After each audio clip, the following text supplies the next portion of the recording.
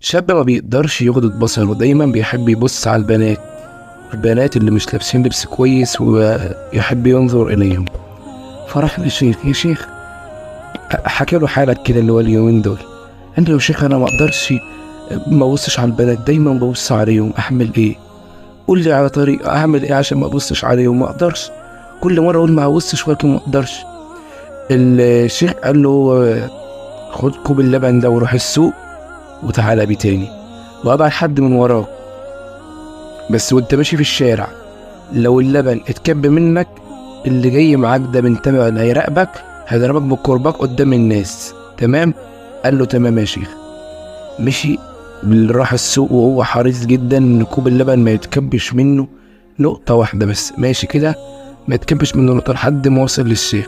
قال له: كب منك قد ايه؟ قال له: ما تكبش. قال له: ليه؟